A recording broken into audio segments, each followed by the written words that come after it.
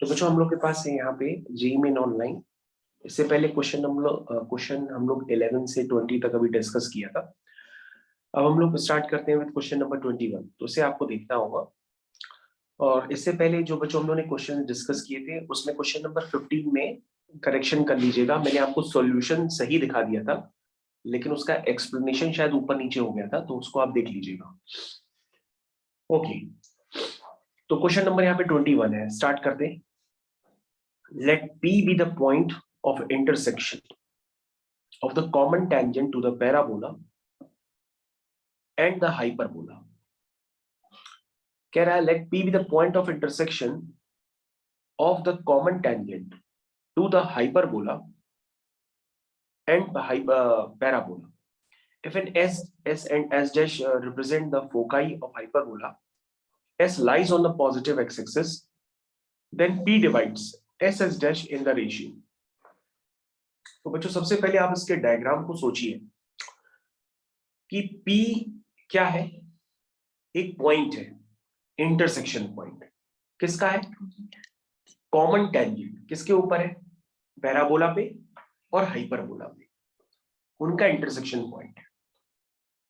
तो बच्चों पैराबोला पे टेंजेंट की इक्वेशन तो आप जानते हो ना, y equal to mx plus a by m। उसी तरह से आप हाइपरबोला की इक्वेशन लिख रहे हो तो ये नॉर्मल हाइपरबोला है। तो हाइपरबोला में टेंजेंट की इक्वेशन लिखने के लिए आपको c चाहिए। तो c square equal to a square m square plus b minus b square होता है इन केस ऑफ हाइपरबोला। तो यहां से आप m निकाल लेंगे, क्योंकि m स्क्वायर नेगेटिव तो हो नहीं सकता, तो m स्क्वायर को आप 9 लोगे तो m की वैल्यू आ जाएगी प्लस माइनस 3। यानी हाइपरबोला के लिए जो टेंजेंट्स की इक्वेशन है वो एक 3x प्लस 1 है, एक है माइनस 3x माइनस 1। तो p क्या है? p बच्चों एक इंटरसेक्शन पॉइंट है। किसका किसका इंटरसेक्शन पॉइंट है बताइए? p किसका इंटरसेक्शन पॉइंट है? टैंजेंट्स का इंटरसेक्शन पॉइंट है। तो बच्चों मेरे ख्याल से आपको ये बात क्लियर है कि ये -1/3 कैसे आए हैं? कैसे आए हैं -1/3? क्यों बच्चों? मेरे ख्याल से आप ये पार्ट तो समझ गए होंगे कि मैं आपको क्वेश्चन में क्या बताया था। मैंने बताया था P be the intersection point of the common tangents to the parabola and the hyperbola. ठीक है, तो यहां तक की सारी बातें आप लोग को बहुत अच्छे से क्लियर होनी चाहिए। उसके बाद बच्चों यहाँ पर हमारे पास गिवन है कि जो P है वो S S डैश को किस रेशियो में डिवाइड करता है। तो मैंने मान लिया कि डिवाइड करता है λ/1 में। और बच्चों S और S डैश तो हम निकाल ही सकते हैं ना, तो उसको हम निकाल लेंगे, सेक्शन फॉर्मूला लगा देंगे, लैम्डा आपके पास निकल के आ जाएगा। बाकी बच्चों अगर आपको कोई कंफ्यूजन हो तो आप हमको बताइए या नीचे कमेंट सेक्शन में लिखिए, तो मैं आपको पूरा फिर से एक्सप्लेन करके दूंगा। तो बच्चों अगर आपको डायग्राम में कंफ्यूजन हो तो आप डायग्राम देख सकते हैं। मैंने पूरा डायग्राम आपको इंडिकेट कर दिया है, तो आप देख सकते हैं किस तरह से इसमें पैराबोला और हाइपरबोला में कॉमन टेंजेंट्स इंडिकेट की गई है। तो पैराबोला और हाइपरबोला में कॉमन टेंजेंट्स आपको क्लियर है, और आपने इन कॉमन टेंजेंट्स के इंटरसेक्शन पॉइंट का नाम दिया है P। ठीक है, मेरे ख्याल से सबको क्लियर है ये बात। चलिए तो आगे कंटिन्यू करते हैं।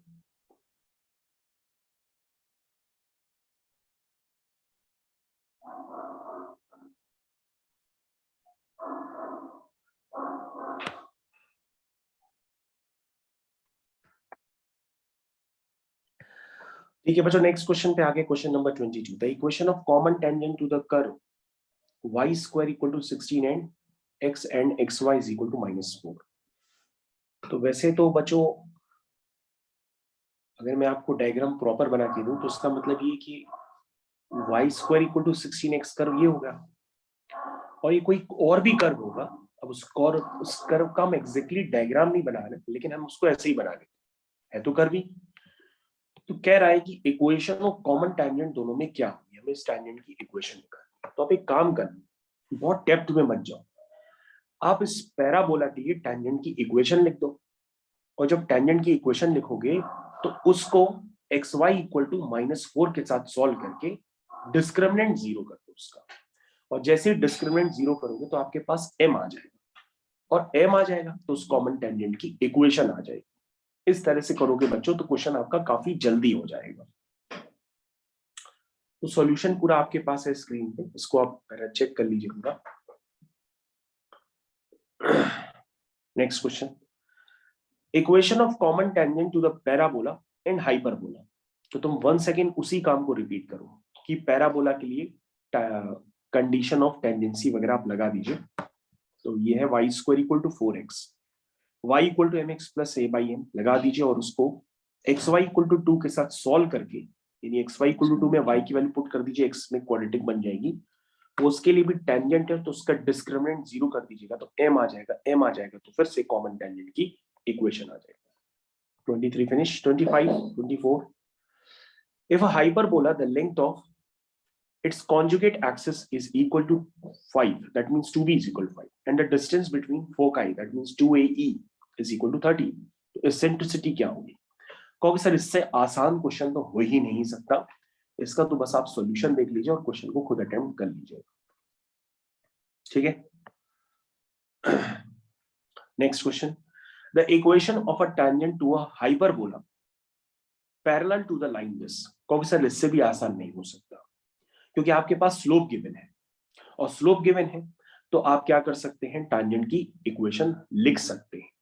तो सबसे पहले हाइपरबोला डिफाइन कर लीजिए, उससे ए और बी निकाल लीजिए, स्लोप दोनों का सेम होगा, स्लोप 1 है और टांजेंट की इक्वेशन आप लिख लीजिए, आंसर आ जाएगा। तो बच्चों इससे इजी क्वेश्चन तो नहीं हो सकता।